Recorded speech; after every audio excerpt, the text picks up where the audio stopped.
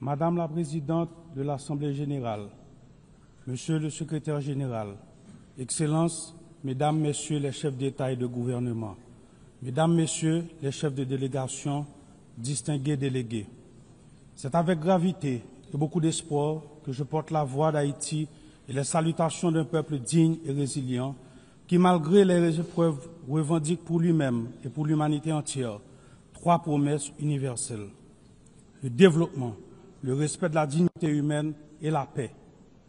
La paix qui est aujourd'hui l'urgence absolue du peuple haïtien. Au nom de ce peuple, je vous adresse, Madame la Présidente, mes plus sincères félicitations pour votre élection à la tête de cette Assemblée. J'exprime également ma gratitude au secrétaire général Antonio Guterres pour son engagement indéfectible en faveur de notre organisation et son soutien constant et multiforme à la République d'Haïti. Mesdames, Messieurs, le thème de cette session, Mieux ensemble, 80 ans et plus pour la paix, le développement et les droits de l'homme, honore l'œuvre remarquable accomplie au fil des décennies. Il rappelle aussi l'impératif de rester unis et résilients face aux crises sans précédent qui menacent l'avenir de la planète, la paix et la sécurité internationale. Aujourd'hui, la faim menace des millions de vies, les conflits armés se multiplient et l'extrême pauvreté s'intensifie, provoquant des migrations forcées qui ébranlent la stabilité internationale et qui mettent à l'épreuve la solidarité des nations. À ces défis s'ajoutent les changements climatiques, la montée du terrorisme, les atrocités de masse, la criminalité transfrontalière, le recul des droits humains, la désinformation. On ne peut fermer les yeux sur l'urgence de renforcer le système de santé, d'assurer une transition énergétique juste et de promouvoir l'égalité de genre, l'inclusion des jeunes. Ces enjeux appellent nous, les leaders mondiaux, à assumer notre responsabilité de bâtir une organisation des Nations Unies mieux adaptée aux défis d'aujourd'hui et aux espoirs de demain. Nous devons veiller à ce que toutes nos actions, y compris les avancées technologiques comme l'intelligence artificielle, servent à la paix, le développement et la dignité humaine. Mesdames et Messieurs, à seulement 4 heures de vol d'ici se joue une tragédie humaine, l'une des plus graves de notre hémisphère. Chaque jour, des vies innocentes s'éteignent sous les balles, le feu, la peur. Des quartiers entiers disparaissent, forçant plus d'1 million de personnes à l'exil intérieur et réduisant à néant souvenirs, investissements, infrastructures. Des milliers d'enfants sont privés de leur droit fondamental à l'éducation. Des milliers de jeunes sont condamnés au désespoir. Des centaines de filles et de femmes violées portent à jamais dans leur chair et dans leur âme les stigmates de la violence. Près de la moitié de la population est confrontée à une insécurité alimentaire aiguë. Le système sanitaire s'effondre. Les hôpitaux sont vandalisés, incendiés ou contraints de fermer leurs portes. Les médecins fuient, des vies sont sacrifiées, faute de soins. Même la prise en charge des personnes vivant avec le VIH ou la tuberculose est menacée. Voilà le visage d'Haïti aujourd'hui, un pays en guerre, un Guernica contemporain, une tragédie humaine aux portes de l'Amérique, à seulement 4 heures de vol d'ici. Il faut le dire, en Haïti, c'est une guerre qui se joue, une guerre entre des criminels qui veulent imposer la violence comme ordre social et une population désarmée qui lutte pour préserver la dignité humaine et la liberté. La riposte doit être ferme et résolue. Aujourd'hui, la communauté internationale doit, aux côtés d'Haïti, déployer les grands moyens, pas de demi-mesure, mais une action forte, coordonnée et immédiate. Le silence ou l'inaction n'est pas une option. Il faut agir vite pour protéger des vies, rendre l'innocence à des enfants, offrir un avenir à des jeunes et permettre à des citoyens et citoyennes de décider de leur avenir par les urnes. Chaque minute perdue se traduit en vies humaines sacrifiées et en recul de la démocratie. Haïti veut la paix. Haïti attend la paix. Haïti a droit à la paix. Oui, mesdames et messieurs, la paix aujourd'hui, le besoin le plus urgent du peuple haïtien, elle est la raison d'être du combat sans relâche que mènent nos forces de l'ordre et la mission multinationale d'appui à la sécurité. Beaucoup de policiers et soldats sont tombés dans la guerre contre les groupes criminels. Hommage à ces héros haïtiens et kenyans, qui ont payé de leur vie, leur engagement pour le rétablissement de la paix et de la sécurité en Haïti. Aujourd'hui, des 2500 initialement requis et promis, il y a sur le terrain seulement 1 millier de membres de la mission multinationale. Leur bravoure, conjuguée à nos propres efforts, n'a pas réussi à contenir la crise sécuritaire. Pourtant, nous avons augmenté de 40% le budget des forces de l'ordre, recruté de nouvelles promotions, renforcé nos effectifs, acquis du matériel et des équipements. Nous devons nous rendre à l'évidence. Haïti se trouve à l'épicentre d'une menace régionale inédite. Des réseaux criminels puissants et lourdement armés cherchent à déstabiliser le pays et à dominer les économies de notre espace commun. La nouvelle ligne de front de ce combat se trouve chez nous, en Haïti. Si nous échouons les affronter sur notre sol, il sera illusoire de les contenir ailleurs dans la région. C'est pourquoi nous devons afficher la même détermination, la même fermeté et la même unité que celle dont nous avons fait preuve dans la lutte contre le terrorisme. Haïti ne peut et ne pourra relever seul un tel défi. Aujourd'hui, il est impératif de mobiliser une force robuste disposant d'un mandat clair et de moyens matériels, logistiques et financiers adéquats. En cette matière, les leçons de l'expérience de la MMAS et les recommandations des experts haïtiens doivent être mises à profit. Nous avons également besoin d'une coopération internationale renforcée, fondée sur le partage de renseignements et de contrôles douaniers rigoureux afin de stopper le flux d'armes, de munitions, de drogue et de financement vers les gangs. La paix ne pourrait être restaurée que si nos partenaires de la région veillent par des mesures concrètes à ce que leur territoire ne serve plus de point de départ ou de transit à ces trafics. Les approches qui n'ont pas porté de fruits hier ne sauveront pas Haïti aujourd'hui. Il est impératif d'écouter la voix du peuple haïtien, d'oser des solutions nouvelles, fortes et adaptées aux réalités du terrain.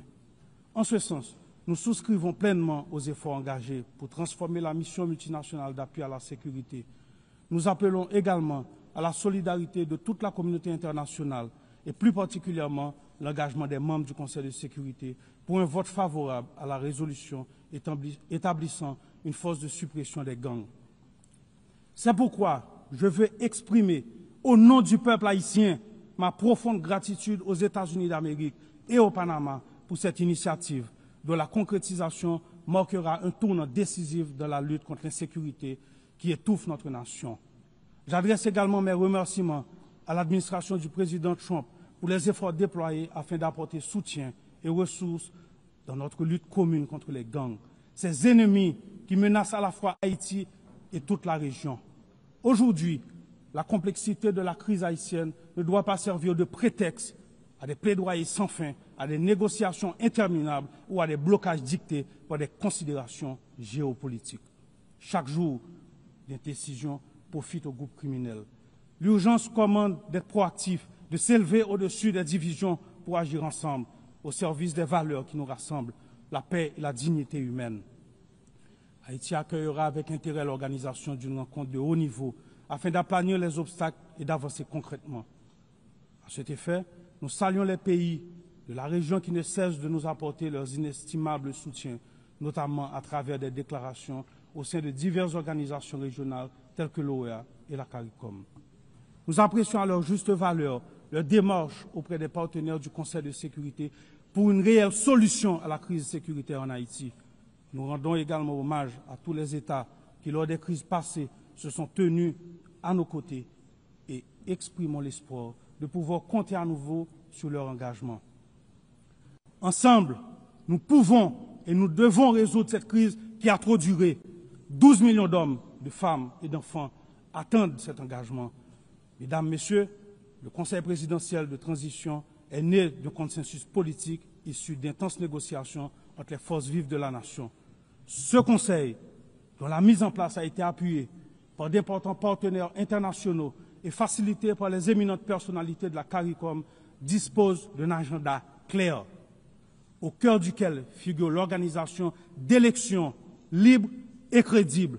Je répète, d'élections libres et crédibles. En dépit des multiples défis liés à la crise sécuritaire, le processus électoral pour lequel le CPT et le gouvernement font preuve d'une volonté politique réelle, connaît des avancées significatives.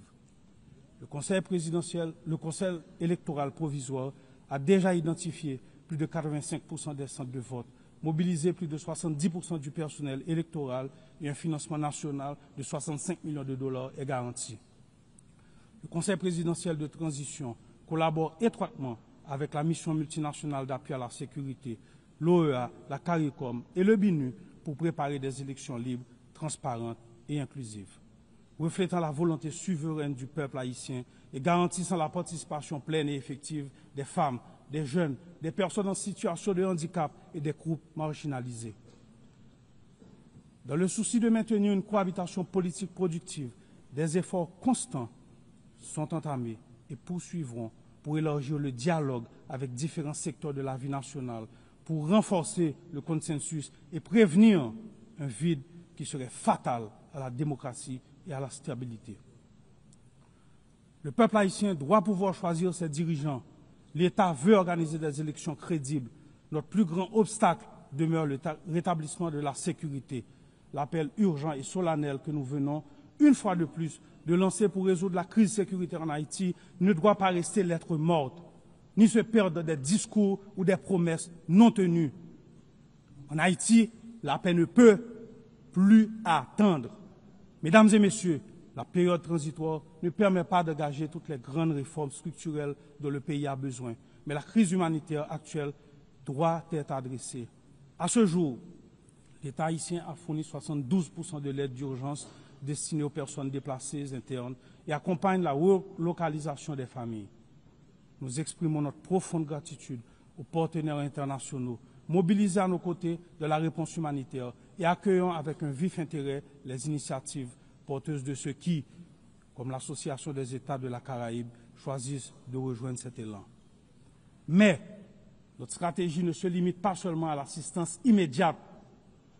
Nous devons impérativement passer de l'aide à l'investissement. En ce sens, la volonté du gouvernement est d'initier le développement de deux grands pôles économiques, le Grand Nord et le Grand Sud, autour de filières stratégiques telles que l'agro-industrie, le textile, l'énergie renouvelable, le tourisme et les services. Haïti entend continuer à compter sur ses partenaires clés pour traverser cette période difficile et relancer son économie. Nous appelons à leur soutien à travers la mise en place de mécanismes concrets tels que le renouvellement de la loi Hope Help ou le lancement de projets de rénovation urbaine qui permettront de créer des emplois, de sortir durablement de l'impasse humanitaire et de réduire les pressions migratoires haïtiennes dans la région. Mesdames et messieurs, 2025 marque le bicentenaire de l'ordonnance imposant à Haïti le paiement d'une rançon pour la reconnaissance de son indépendance. Notre voix s'élève pour réclamer réparation, non pas dans un esprit de revanche ni d'acrimonie, mais avec un souci de justice et de vérité. Nous avons accueilli avec satisfaction la déclaration de la présidence française qui reconnaît la nécessité d'ouvrir des espaces de dialogue et de vérité historique, ainsi que la résolution du 5 juin 2025 de l'Assemblée nationale française reconnaissant l'injustice de cette rançon. Haïti a mis en place le Comité national de réparation et de restitution. Nous demandons que ces avancées soient suivies d'actions concrètes. La France, patrie des droits de l'homme, a aujourd'hui l'opportunité d'écrire une nouvelle page de son histoire avec Haïti en honorant les idéaux de liberté, d'égalité et de fraternité qui nous unissent. Mesdames et messieurs, je me dois de souligner l'apport inestimable de la diaspora haïtienne à travers le monde et le sort souvent difficile qui lui est réservé.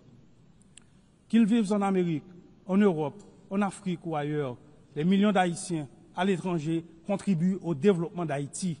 Alors que nous traversons une crise multidimensionnelle, nous appelons à la patience et à la compréhension de nos partenaires et amis, afin que nos ressortissants soient toujours traités avec respect et dignité.